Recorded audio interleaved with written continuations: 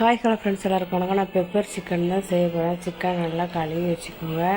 அப்புறம் சோம்பு சீரகமும் போட்டு தாளிச்சிட்டு நல்லெண்ணெயில் தான் தாளிக்கணும். சிக்கன் எப்போவுமே நான் நல்லெண்ணெயில் தான் செய்வேன். அப்புறம் சூடு, அதனால் எப்போவுமே நல்லெண்ணெய் தான் செய்யணும்.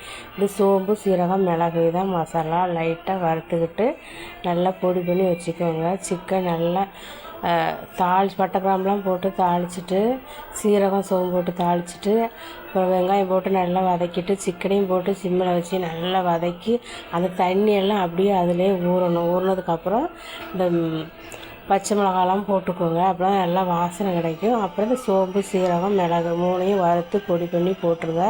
கொஞ்சம் தண்ணி ஊற்றி எல்லாம் நல்லா மிக்ஸ் ஆகி ஒன்றா நல்லா வெந்து வரணும் குழு குழுன்னு. இது தக்காளி ரசம் தான் நான் செஞ்சுருக்கேன். பெப்பர் சிக்கன் இன்றைக்கி எங்களுக்கு ரொம்ப நல்லா டேஸ்ட்டாக இருந்தது. இந்த மசாலா எல்லாமே நல்லா டேஸ்ட்டாக இருந்தது. எப்பவுமே எங்கள் வீட்டில் எல்லாருக்கும் பெப்பர் சிக்கன்னா ரொம்ப பிடிக்கும். தக்காளி ரசமும் பெப்பர் சிக்கன் தான் எங்கள் வீட்டில் இன்றைக்கி. சிக்கன் செஞ்சால் எப்போவும் நல்லெண்ணெயில் தான் செய்யணும். வேறு எண்ணெயில் செஞ்சாதீங்க. வேறு சாப்பிட்டுட்டு லூஸ் மோஷன் பாத்ரூம் போய்கிட்டே இருக்க வேண்டியதான். அதனால் நான் சிக்கன் வாங்கினாலே நல்லெண்ணெய் இருக்கான்னு பார்த்துட்டு தான் வாங்குவேன். ஆனால் நார்மல் குழம்பை விட பெப்பர் சிக்கன் எங்கள் வீட்டில் எல்லாத்துக்கும் ரொம்ப பிடிக்குது. பாருங்கள், சிக்கனும் அந்த குழம்பும் நல்லா மிக்ஸ் ஆகி நல்லா வந்துடும். சிம்மில் வச்சு நல்லா வேக வச்சோன்னா அந்த அளவுக்கு மிக்ஸ் ஆகி நல்லா கிடைக்கும். நல்லா குழன்னு அந்த மிளகு சீரகம்லாம் அந்த சிக்கனில் இறங்கி செம்ம டேஸ்ட்டாக இருக்கும். இதேமாரி